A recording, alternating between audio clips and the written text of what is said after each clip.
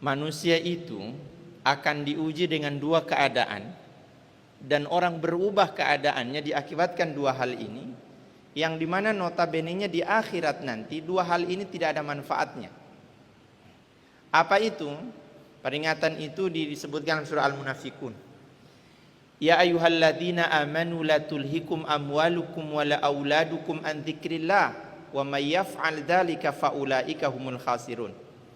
Kalau memang Anda itu beriman, Allah sebutkan saya akan uji kalian dengan dua keadaan. Jadi keimanan seseorang itu diuji dengan dua keadaan ini. Kan syarat utama puasa itu bukan Islam. Syarat utamanya adalah iman. Sehingga itu semua ayat yang berkaitan dengan puasa selalu didahului dengan kata iman. Ya ayyuhalladzina aman. Man shoma ramadanan imanan. Nah, kalau memang betul beriman akan diuji dengan dua keadaan ini. Apa itu? Yang pertama adalah amwalukum, hartanya. Berapa banyak orang yang ketika belum punya apa-apa dan belum jadi apa-apa, kadang-kadang dia sopan dengan orang, Pak. Dia tegur saya, dia ini dengan semuanya, iya kan? Karena belum jadi apa-apa. Tapi ketika dia sudah punya apa-apa dan sudah jadi apa-apa, disitulah dia berubah. Yang tadinya kenal seakan-akan sekarang sudah tidak kenal. Yang tadinya dekat sudah mulai jauh. Kenapa? Beda level. Waktu masih satu level biar masih jauh, halo. Tapi ketika sudah beda level, siapa? Padahal satu kampung, Pak. Dan saya yakin tidak ada yang di situ begini, Pak. Iya kan? Nah, dilihat saja, jangan ditunjuk. Orangnya dilihat saja. Kalaupun ada, dilihat saja, jangan ditunjuk. Jamaah sekalian, maka orang berubah. Kenapa? Karena status keduniaan yang dia punya.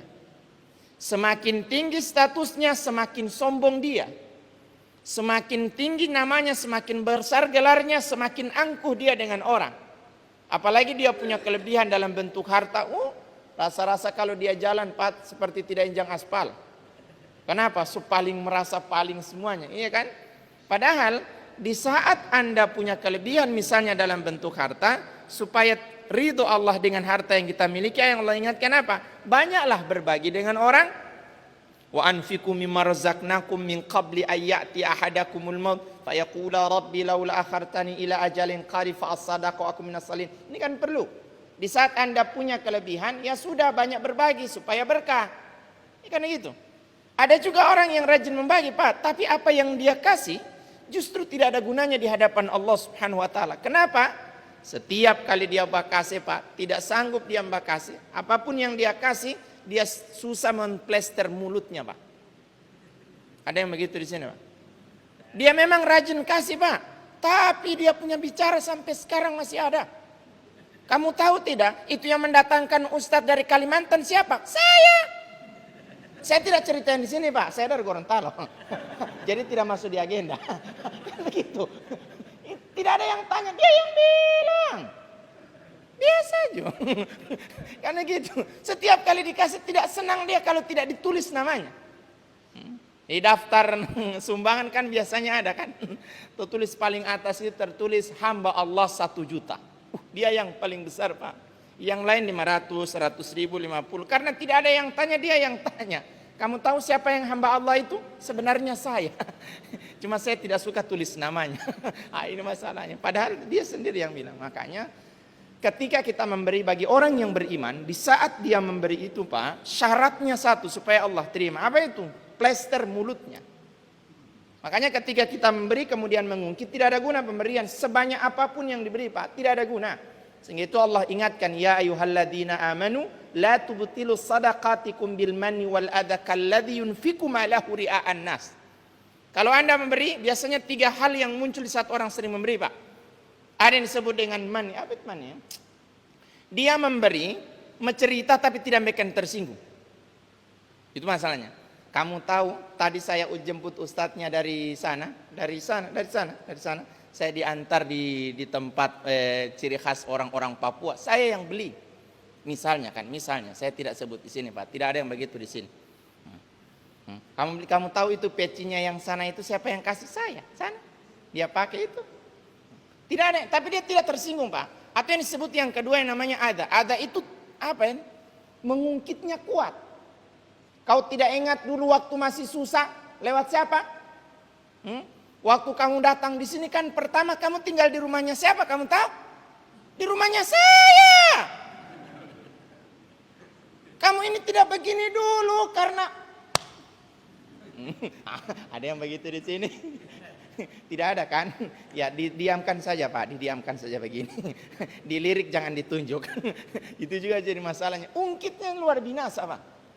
Makanya sering saya ingatkan Pak, lebih baik jangan kasih apa-apa daripada memberi kemudian diungkit-ungkit apa yang dikasih.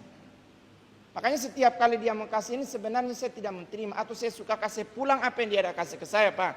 Baru kenapa tidak dipulangkan? So habis. Itu masalahnya, sudah selesai. Atau yang ketiga, di saat dia memberi Bapak Ibu jamaah sekalian dirahmati oleh Allah Subhanahu wa taala, ada model yang dia tidak cerita, Pak. Tapi yang ketiga namanya kalladzi yunfiqu malahu ria'an nas. Bahasa sekarangnya Pak, ria'an nas itu tidak senang dia memberi kalau tidak status. Tidak senang dia memberi kalau tidak mau selfie. Ya foto baru status. Alhamdulillah bisa mendatangkan ustaz. Misalnya. Nah, saya tidak cerita di sini. Semuanya begitu. Kalladzi yunfiqu malahu ria'an nas. Setiap kali dia kasih Pak, tidak senang kalau tidak posting. Pokoknya begitu terus. Nah, kalau model tiga hal ini muncul di saat memberi, maka semuanya tidak ada gunanya di hadapan Allah Subhanahu wa taala. Yang Allah butuhkan di saat Anda memberi adalah ikhlaskan hati di saat memberi, supaya apa? Allah ganti yang satu menjadi 700 kali lipat. Makanya Allah berikan motivasi di saat kita memberi. Apa motivasi Allah? Masalul ladina yunfikuna amwalahum fi sabilillah kamathali habbatin ambatat sab'a sanabila fi kulli sumbulatin mi'atu habba wallahu yudhaifu liman yasha. Satu yang dikasih, asalkan ikhlas 700 kali lipat yang Allah balas. Apakah jumlah yang Allah kasih? Tidak Pak. Jangan bermimpi di saat kita kasih 1000 Allah balas 700.000. Tidak Pak. Satu yang dikasih 700 kali lipat yang Allah balas apa? Keberkahan dari apa yang dia punya. Kelihatan sedikit Pak, tapi berkah, hidupnya nyaman. Itu yang lebih dahsyat yang dicari. Dibandingkan banyak kita kasih tapi sering diungkit, tidak ada guna pemberian itu. Makanya yang Allah butuhkan bagi orang yang beriman adalah banyak memberi. Nah, Ramadan ini kesempatan untuk banyak bermanfaat. Ada infak, ada sedekah, ada zakat dan seterusnya. Sekalipun memang ada beberapa berita terbaru ini bahwa zakat itu kayaknya tidak populer di zaman Nabi. Kayaknya ada orang di sana yang bilang Pak, tidak ada di sini. Dia bilang kata zakat itu tidak populer di zaman Nabi. Jadi tidak, ya kurang pas lah, kurang lebih begitu. Jamaah sekalian, sehingga itu semangat dalam memberi itu perlu. Di saat kita ada, jangan sampai berubah semua keadaan. Dan orang ini berubah rasanya, berubah cara tatapnya, berubah semuanya diakibatkan karena status sosial yang dia punya. Hartanya mulai meningkat. Lihat di saat dia mulai sukses cara jalannya Pak, aduh, sudah tidak seperti biasanya. Biasanya jalannya biasa, sekarang sebegini. Wah, kenapa? Orang ada. Rasa-rasa dia kalau mau jalan Pak, itu telapak kakinya tidak menyentuh aspal. Padahal Allah ingatkan, tidak usah berubah ini keadaan Pak. Tidak, santai saja, hidup ini santai saja Pak. Makanya Tuhan sampaikan apa? Mau berjalan kita, sekuat apapun hentakan kaki kita berjalan Pak, tidak bergerak itu tanah. Innaka lan tahriqal arda wa lan tablughal jibala tula. Kalau kamu berjalan tidak mau bergerak itu tanah. Kamu merasa tinggi, kamu punya tinggi tidak akan pernah sama dengan gunung. Maka hidup ini biasa saja. Maka konsep hidup ini Pak, jangan pernah merasa ada atau ingin dianggap ada. Di saat mulai merasa ada, tutuplah mata sedikit, semuanya habis. Tidak butuh waktu lama untuk membuktikan kita tidak ada. Hanya tutup satu mata, mata 1 detik, tuntas semuanya. Berarti apa? Tidak ada guna kita ini mau sombong. Maka konsep hidup yang harus kita ingat adalah innalillahi wa inna ilaihi rajiun. Semuanya milik Allah, kembalinya kepada Allah. Tapi kenapa sombong? Makanya yang merasa ada ini Allah ingatkan, Anda ini, kita orang ini Pak, kita ini berawal dari tidak ada. Siapa yang lahir langsung bisa pakai baju Pak? Siapa yang lahir langsung bisa berjalan? Tidak ada. Makanya kita berawal dari tidak ada, kemudian menjadi ada. Setelah ada akan ada saatnya kita tidak ada. Sehingga itu jangan sombong. Kaifa takfuruna billahi wa kuntum amwatan fa ahyakum summa yumitukum summa yuhyikum summa ilaihi turja'un. Kenapa Anda sombong? Anda lahir tidak bawa apa-apa. Tidak ada yang lahir langsung pakai seragam. Kenapa Anda sudah pakai seragam sombong? Masalahnya, tidak ada yang lahir langsung bisa berjalan kan? Tapi kenapa di saat Anda berjalan rasa-rasa terbang? Itu masalahnya. Seperti kuntilanak, Pak. Jamaah sekalian, maka hidup ini adalah jangan sampai berubah keadaan kita diakibatkan karena status sosial yang kita punya. Amwalukum. Atau yang kedua, dia mungkin tidak akan berubah keadaannya diakibatkan karena harta yang dia punya. Kayaknya susah 1 jam, Pak. Boleh juga? Belum? Saya biasa bos 10 menit. Jamaah sekalian. Atau yang kedua, mungkin hartanya tidak merubah keadaan dia. Tapi yang kedua bisa merubah dia. Apa itu? Auladukum, anak-anaknya. Berapa banyak orang tua ketika anaknya belum jadi apa-apa, orang tua yang satu dengan yang satu semuanya agak bagus, saling tegur. Tapi seiring perjalanan waktu anaknya mulai sekolah tinggi, mulai punya status, di situ yang bermasalah. Anaknya yang pejabat, papanya yang sombong. Ada yang begitu di sini, Pak? Anaknya yang kaya, mamanya yang angkuh. Tidak ada yang tanya, tapi dia yang bilang. Kamu tidak tahu anak saya, bikin apa? Bukan saya punya anak, kamu punya anak. Itu masalah, jadi biasa saja. Kenapa harus dibanggakan anak? Santai saja, Tuhan sampaikan nih, anak ini Pak, tidak perlu terlalu over membanggakan, tidak perlu. Kenapa? Bisa saja anak itu berpotensi aduwwan lakum fahdharuhum. Mereka itu adalah musuh bagi kalian, maka berhati-hatilah kalian dengan hati anak kalian. Jangan sampai kita bangga dengan anak kita bersifat keduniaan tapi gagal akhiratnya. Oke lah dia punya keduniaan semuanya tapi gagal akhiratnya. Ibadahnya, statusnya, hartanya, jabatannya, iya tapi tidak pernah ibadah. Orang bikin apa anaknya yang seperti ini? Mungkin ada orang juga anaknya tidak sukses seperti anak kita, tapi dia sukses akhirat, Pak. Ibadahnya mantap. Dibandingkan dia punya status keduniaan tapi kasar dengan orang tuanya. Semakin tinggi status anaknya, orang tuanya semakin dia tidak hargai. Sehingga terkesan orang tua itu minta-minta bantuan sama anaknya. Na'udzubillah summa na'udzubillah. Makanya pernah di zaman Nabi itu, Pak, ada seorang anak muda yang sukses kaya. Datang sama Nabi curhat. Dan dia curhat berkaitan dengan orang tuanya. Dia berharap Nabi itu marah sama orang tuanya. Kasusnya apa? Orang tuanya kuat minta uang.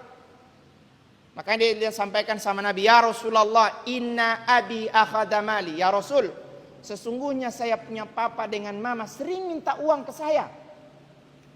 Selalu minta uang. Dia tahu tanggal muda, selalu minta uang. Setelnya pinjam padahal tidak tukar. Ini model yang terjadi sekarang, Pak. Ketika sukses anaknya, orang tuanya jadi pembantu di rumahnya. Itu masalahnya. Jamaah sekalian, dia sampaikan, ya Rasul tolong marah orang tua saya itu yang sering minta uang ke saya. Justru Nabi itu, Pak, marah betul ini orang. Sambil mengatakan, innaka anta wa maluka li abika. Jangankan hartamu, kau punya diri saja itu adalah milik dari orang tuamu. Maka ini fenomena yang terjadi mana orang tua pinjam uang sama anaknya. Na'udzubillah. Orang tua ini sama anaknya. Orang tua terlalu menghamba sama anaknya. Lihat anak-anak sekarang, ya Allah ya Rahman. Anak sekarang itu malasnya minta ampun. Dia yang nikah ada anak, orang tuanya jadi pembantu. Kalau Anda siap nikah, siap capek. Jangan biarkan lagi orang tua urus anaknya kita. Cukuplah orang tua capek mengurus kita. Bukan kita punya anak lagi yang diurus orang tua. Dan ini terjadi sekarang kan. Itu fenomena yang terjadi sekarang. Makanya jamaah sekalian, saya ingin titip pesan. Dekatkan anaknya dengan ibadah, bukan dengan materi. Semakin dekat mereka dengan ibadah, semakin besar peluang mereka berbakti. Semakin dekat mereka dengan materi, siap-siap Bapak Ibu sekalian akan sakit hati pada waktu yang lama. Makanya sering saya ingatkan Bapak Ibu sekalian, kalau Bapak punya anak-anak, anak-anak usia 2 sampai 10 tahun, kalau boleh tidak ada istilahnya home service. Tahu home service, Pak? home service itu semua keinginan anak dituruti. Jangan Pak. Pada usia 2 sampai 10 tahun, anak tidak bisa diikuti keinginan dia. Biasanya kita kan begitu yang kecil-kecil, 2 sampai 10 tahun kita datang di kios misalnya atau di tempat jualan kue, kita lagi diskusi dengan dia. Nak, suka makan kue apa? Tidak perlu Pak. Belikan, saya tidak ada ruang untuk dia memilih. Ini membuktikan saya ini orang tua. Dan orang tua pasti tahu makanan apa yang pas untuk dia. Jangan biarkan dia memilih. Datang di toko baju, anak perempuannya dipanggil, mamanya tanya, nah suka pakai baju warna apa?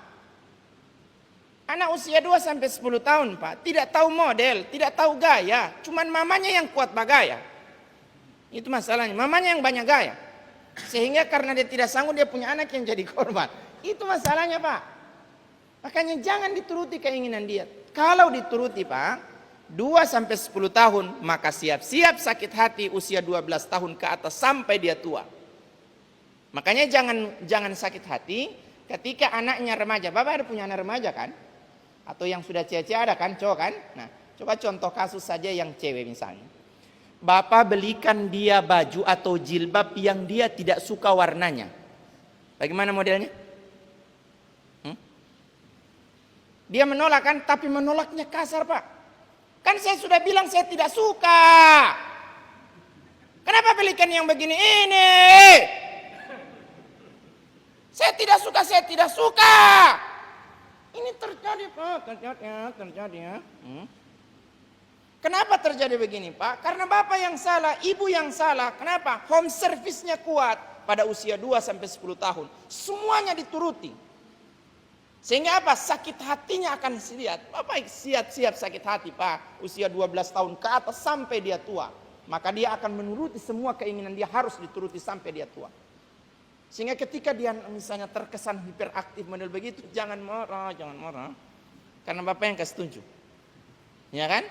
Sehingga itu ada yang punya ini. Kalau boleh saya punya saran Pak, ada anak usia 2 sampai 10 tahun, hilangkan yang namanya HP. Jangan. Coba lihat anak SD, sementara dia main game, coba panggil kalau dia agak. Kalau dia tengok, ada? Sementara asik game, coba panggil. Kalau dia menyaut, ada tidak? Tidak kan? Nah, makanya ketika dia remaja, bapak panggil dia tidak menyahut, jangan marah. Karena bapak kasih tunjuk lewat masih kecil kan? Jangan marah, biarkan. Ya tanggung sendiri sakitnya. Tobat. Jamaah sekalian, makanya ini perlu saya ingatkan bagi kita semuanya. Anak ini jangan sampai aduwwan lakum fahdharuhum. Mereka adalah musuh bagi kita semuanya. Maka Allah ingatkan, hati-hati dengan anak kita semuanya. Hati-hati. Yang kita harapkan apa? Anak itu menjadi qurrata ayun. Makanya seringlah kita doakan anak kita dengan doa yang terbaik. Saya sampaikan Bapak Ibu sekalian, sekaya apapun Bapak, jangan pernah fasilitasi dia pada home service pada usia-usia ini. Ini masa usia keemasan anak. Jangan pernah sama sekali. Tapi kalau dibiarkan, maka siap-siap sakit hati jamaah sekalian. Sehingga itu orang tua, mari doakan anak kita dengan doa yang terbaik. Saya kasih contoh Pak, kasus Pak. Kayaknya sudah bisa pas 1 jam itu Pak. Saya lihat muka-mukanya sudah muka suka buka satu-satu. Itu juga jadi masalahnya. Saya kasih contoh Pak. Dulu, itu di barat ada kisah nyata. Orang tua, dia memiliki anak usia 28 tahun, sukses. Pada usia 28 tahun dia menjadi direktur di salah satu perusahaan internasional. Kaya Pak, satu-satunya anaknya, laki-laki. Ibunya sudah meninggal. Jadi karena cuma satu, merantau tempat ini, kaya Pak, kaya raya. Suatu ketika anaknya ini ambil cuti mau pulang karena rindu dengan bapaknya. Bapaknya kebetulan sudah mulai tua. Jadi karena sudah tua, biasanya orang tua itu kan wa man nu'ammirhu nunakisu fil khalq, itu kuat. Artinya semakin bertambah usianya biasanya ada orang semakin jadi anak-anak. Mulai agak kepikun-pikunan sedikit lah, kurang lebih begitu bapaknya. Ketika anaknya pulang karena rindu dengan orang tuanya, tinggal satu-satunya, ya namanya orang kaya, pulang, besar rumahnya. Rumahnya ada halaman besar, ada taman, ada ya seperti di Lowland sana. Ya kurang lebih begitulah. Ada taman kecil, ada burung-burung. Dia salah orang kaya kan, setiap hari Ahad dia minum kopi pagi, tapi bukan puasa Pak. Di luar puasa yang dapat cerita. Sementara minum kopi pagi-pagi, Orang tuanya kan senang anak-anakku datang. Dia duduk di taman rumah, sementara baca koran. Ketika baca koran, rumahnya kebetulan agak tidak terlalu jauh juga, sekitar 10 meter dari ini rumah, kemudian taman rumah. Beliau datang sambil tertatih-tatih. Ya, jalannya Pak, papanya punya cara jalan seperti pinguin. Tahu pinguin punya jalan-jalan Pak?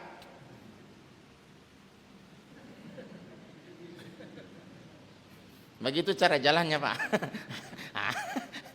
Duduklah dia di samping anaknya.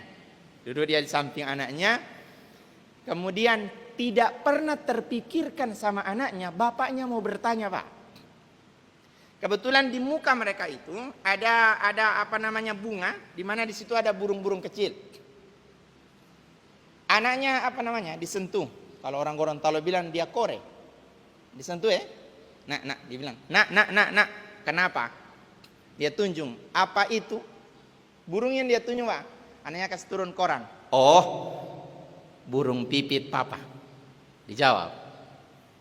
Berselang beberapa lama ditanya ulang Pak. Apa itu?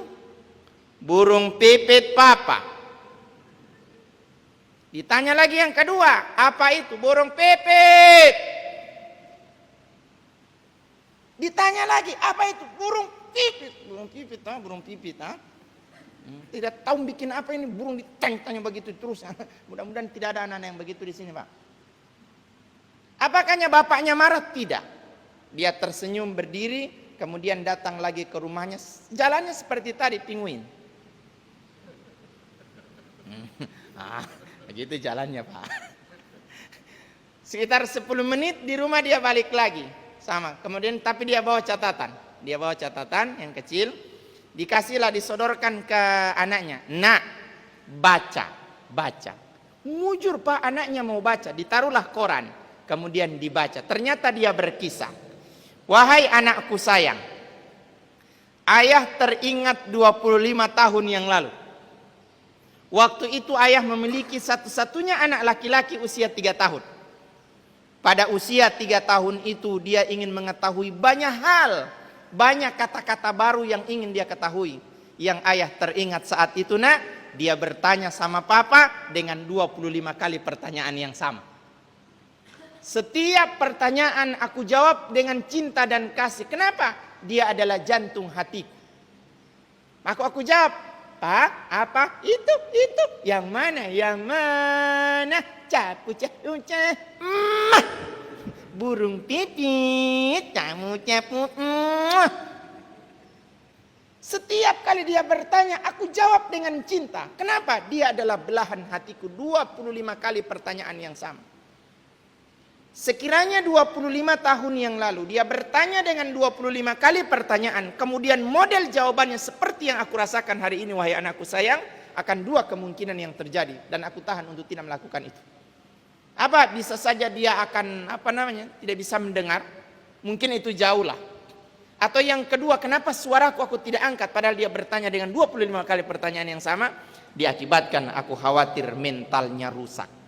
Maka aku menahan diri untuk tidak membentaknya pada usia yang seperti itu.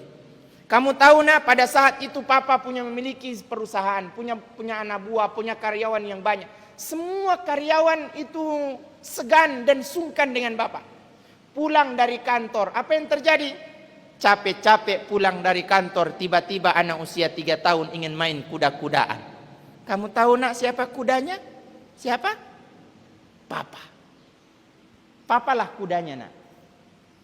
Ketika dia menendang bola, kemudian terlempar jauh, kamu tahu siapa yang mengambil seperti anjing Pak? Nah, Papa. Kenapa Papa lakukan itu? Karena dia adalah jantung hatiku. Kutinggalkan statusku, kutinggalkan jabatanku. Aku tidak peduli menganggap orang ini anggap saya siapa. Kenapa? Aku dahulukan dia adalah jantung hatiku. Semuanya aku tinggalkan karena dia. Jamaah sekalian dirahmati oleh Allah Subhanahu wa taala. Dia sukses dari sisi keduniaan tapi gagal akhiratnya. Sehingga itu kisah ini Pak, jangan sampai terjadi sama anak-anak kita. Kita hanya bangga bersifat keduniaan, tapi kita gagal dari sisi akhirat. Makanya kalau ingin mendidikan anaknya soleh, dukung dengan doa yang terbaik. Hafal doa kan orang tua ke anak, Allahumma barik lana fima razaqtana wa qina Oh, so lapar kalau begitu. Doa kedua orang tua itu Pak, doa anak ke orang tua, Allahumma barik lana, nanti ditimikain saya dengar lagu begitu dia. Apa doanya? Rabbana hablana min azwajina wa dzurriyyatina qurrata a'yun waj'alna lil muttaqina imama. Berangkat dari hati, kemudian anak akan balas di sujud terakhirnya. Bagaimana doa kedua orang tua? Allahumma barik, Allahumma gfirli. Allahumma gfirli wali walidayya warhamhuma kama rabbayani shaghira. Dahsyat Pak. Makanya jamaah sekalian dirahmati oleh Allah Subhanahu wa taala, anak dan harta jangan sampai merusak kita punya keadaan. Merusak kita punya hati. So boleh ini Pak, so lama ini kayaknya. Sampai jam berapa ini sebenarnya? Belum suka pulang Pak. Saya suka Pak pulang. Jamaah sekalian yang berikut. Kalaupun anak dengan harta tidak mampu menyelamatkan kita baik dunia ataupun akhirat, maka setidaknya ada satu modal kita. Apa itu? Hati yang bagus dengan orang. Minimal hati. Oke, anak kita tidak bisa harapkan. Oke, harta juga mungkin kita tidak bisa harapkan. Setidaknya ada satu modal kita. Apa itu? Hati kita dengan orang diperbaiki. Karena ini modal utama. Sehingga itu Allah ingatkan pada hari kiamat nanti. Harta dengan anak tidak bisa kan? Ada hati yang luar biasa. Yauma la yanfa'u malun wala banun illa man atallaha biqalbin salim. Allah, tidak ada yang bilang Allah ini. Aduh, bahaya ini. Jamaah sekalian, ini yang Allah sebutkan. Harta tidak bisa, anak tidak bisa, maka setidaknya kita memiliki hati yang bagus. Modal hidup Pak, hati bagus ini Pak sudah cukup dari semuanya. Ketika hidup kita dengan modal hati yang bagus Pak, maka mau hidup bagus, mati pun senang. Cukup itu saja modalnya. Makanya orang yang hatinya bagus ketika dia meninggal pun tidak ada masalah. Dia tidak takut kematian dan justru dia bangga dengan kematian. Ya ayyatuhan nafsul mutmainnah irji'i ila rabbiki radiyatan mardiyah fadkhuli fi ibadi wadkhuli jannati. Apa yang Tuhan sampaikan? Mana yang hatinya bagus? Dia tidak terpengaruh dengan anaknya yang sukses, dia juga tidak rusak hatinya gara-gara harta yang banyak. Hatinya tetap tenang-tenang saja. Kaya tapi biasa. Ini semuanya tapi biasa-biasa saja. Maka ketika dia mati sepertinya apa? Allah bilang apa? Pulang sajalah, irji ila rabbiki radiyatan mardiyah. Saatnya kau pulang. Sudah tidak cocok kau hidup di dunia ini banyak sekali begini. Sudah pulang. Di saat dia pulang, karena dia tidak takut. Kenapa? Karena status dan tempatnya di akhirat sudah jelas. Fadkhuli fi ibadi wadkhuli jannati. Tempatnya sudah jelas. Modalnya apa? Hati yang bagus. Itu rumusnya. Makanya saya ingin ingatkan pada semuanya jamaah sekalian dirahmati oleh Allah Subhanahu wa taala. Salah satu faktor ibadah diterima oleh Allah itu adalah bagus komunikasi silaturahim dengan orang. Apalah arti ibadah yang banyak tapi kita tidak bagus dengan orang. Makanya Rasul itu sindir bagi kita yang rajin ibadah ini Pak. Sindirannya halus tapi pasti. La yadkhulul jannata qati'a rahimin. Kita ini kan ibadah ujung-ujung orientasinya adalah surga kan. Kan semua kita tahan lapar, sholat ini semuanya. Ujung-ujungnya ingin masuk surga. Maka Nabi bilang jangan bermimpi masuk surga. Biar bagus ibadahnya tapi tidak bagus dengan orang. Ada orang Pak, solehnya hanya di masjid. Di luar masjid, Kalau orang Gorontalo bilang tole. Tahu tole Pak, kelakuan itu yang jatuh tidur di buka toko? Apa. Nah itu tole itu dia pernah. Kalau di Gorontalo, saya tidak bilang yang di sini nih Pak. Itu masalah. Sehingga apa yang terjadi Bapak Ibu sekalian? Dia mampu bertakbir di atas sajadah, tapi takabur di luar sajadah. Kelihatan soleh dalam masjid saja. Akhirnya apa yang terjadi? Ibadahnya menjadi fitnah bagi dia. Jangan sampai kita yang rajin ibadah ini Pak, dibanding-bandingkan dengan orang yang tidak ibadah. Orang tidak ibadah bilang begini, saya ini memang tidak sholat, saya sadar saya dosa. Saya ini memang tidak pernah menyumbang A, menyumbang B. Iya, saya sadar. Saya terserah bilang apa. Daripada kau ini rajin sembahyang, tapi setiap kali mengungkitnya luar biasa. Saya ini mungkin tidak pakai jilbab bagi ibu-ibu misalnya. Saya memang tidak pakai jilbab dan saya sadar saya dosa. Saya memperlihatkan aurat saya dalam bentuk rambut. Iya, saya sadar saya dosa. Daripada kau yang jilbabnya sampai di lutut, tapi lidahnya sampai di aspal. Karena gitu. Tidak ada yang begitu di sini, Pak. Itu. Jadi apa yang terjadi? Ibadahnya menjadi fitnah bagi dia. Makanya pembuktian ibadah itu bagus bukan hanya di atas sajadah. Ada orang zikirnya Masya Allah panjang sekali, tasbihnya 1 meter, Pak. Zikir subhanallah, mengingat Allah. Keluar masjid zikir mengingat kesalahan orang dahsyat. Astagfirullahaladzim. Maka kesolehan itu tidak bisa diukur hanya sebatas tampilan saja. Sehingga itu Nabi menekankan ke kita semuanya, innallaha ta'ala la yanzuru ila ajsamikum wala ila suwarikum walakin yanzuru ila qulubikum. Tidak usah peduli dengan tampilan luar. Bikin apa? Yang Allah lihat dari kita adalah hatinya kita. Mungkin tampilan luar tidak ada apa-apanya, tapi hati kita dahsyat. Dibandingkan tampilan luarnya dahsyat, tapi hati kita rusak. Bikin apa semuanya ini, Pak? Maka perbaiki komunikasi silaturahim dengan orang. Bagus silaturahim kita, maka 2 yang Allah kasih. Sebagaimana disebutkan oleh Nabi SAW. Man arada ayyabsuta lahu fi rizqihi wa yunsa'alahu fi atharihi falyasil rahimahu. Siapa yang ingin panjang usia, luas rezeki. 2 hal ini kan diinginkan semua agama. Yang penting masih manusia punya ingin panjang usia, luas rezekinya. Rumusnya apa? Perbaiki silaturahim, komunikasi dengan orang. Ya kan? Ini semuanya ini karena silaturahim, maka saya bisa datang di tempat ini, Pak. Ya kan? Silaturahim yang bagus. Sebenarnya saya tidak pernah ketemu sama mereka semuanya. Pak Abbas saya tidak pernah ketemu, tidak pernah komunikasi.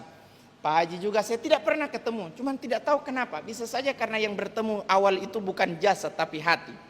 Maka hatilah yang mengantarkan kita sampai di tempat ini. Ya kan? Kalau kita tidak modalkan hati, saya bisa datang di sini. Tidak, Pak, saya tidak kenal. Masalahnya, apalagi cuma baku telepon, bisa siapa sih? Telepon apa? Kan tidak. Itu masalahnya. Kenapa? Bisa saja yang menelpon saya itu bukan kata-katanya, bukan lisannya yang bercerita, tapi hatinya yang bercerita. Jadi dia mengundang, mereka ini mengundang saya lewat hati, bukan lewat HP. Sehingga saya bisa datang di tempat ini. Allah alam memang seperti apa. Jamaah sekalian, sehingga itu jangan hanya menampilkan tampilan luar saja dari sisi ibadah. Makanya Sa'id bin Zubair, ini terlalu padat materinya ini karena saya rasa cuma 1 kali ini hari, jangan makanya padat betul. Sa'id bin Zubair pernah menyebutkan begini, ya ada ustadz, mohon maafin ustadz, saya jadi tidak enak ini, Pak. Ada ustadz dari Kalimantan, aduh luar biasa. Mohon maafin ustadz, menggarami laut ini ustadz. Mohon maaf ustadz, mohon maafin ustadz. Menggarami laut ini susah juga, Pak. Itu masalahnya. Sampai di mana dulu tadi? Ya, Sa'id bin Zubair pernah menyebutkan begini, Pak. Ada innal abda ya'malu hasanat katsira. Ada orang ibadahnya banyak sekali. Dahsyat ibadahnya, Pak. Siang malam ibadahnya dahsyat. Tapi ketika di akhirat dikasih catatan kebaikan, tidak ada satupun amalan kebaikannya, Pak.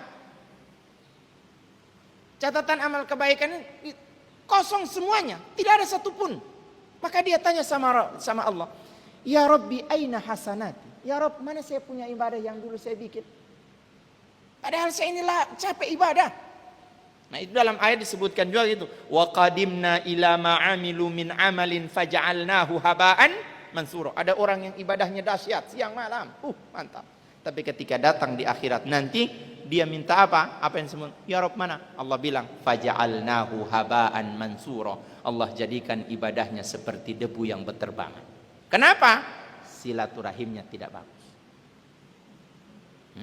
Makanya ketika aina hasanati, Allah jawab apa? Zahabat bightiyabikan nas. Semuanya hilang. Tidak ada satupun kebaikan. Kenapa? Memang kau rajin ibadah, tapi kau sering bicara yang sana kan? Kau merasa paling soleh kan? Kau bicara orangnya kan? Sana, dia duduk di rumah memang tidak ibadah. Kamu tahu pahalanya ke siapa? Ke dia. Jadi kau yang capek ibadah, pahalanya ke dia. Dia punya dosa ke kau. Tobat. Makanya apalagi di puasa ini jangan hanya mempuasakan haus dengan lapar, Pak. Puasakan juga itu lidah. Ini juga jadi masalahnya. Karena ada orang puasa tapi ceritanya luar binasa. Jamaah sekalian, atau sebagaimana disebutkan oleh Ad-Darimi, Aisyah radhiyallahu taala anha menyebutkan bahwa ada seorang hamba, abghadul ibadi ilallah, seorang hamba yang paling Allah tidak suka. Siapa dia? Yang dia hanya menampilkan pakaian saja. Kana siyabuhu khairan min amalihi. Pakaiannya soleh, betul Pak. Antakuna siyabu siyabal anbiya. Pakaiannya Pak persis pakaian para nabi. Jubahnya, sorbannya, selempangnya, meyakinkan dia Pak. Tapi apa yang terjadi Pak? Hanya tampilannya yang soleh, tapi kelakuannya tidak soleh. Sehingga ibadah yang dia bikin, faja'alnahu haba'an mansura.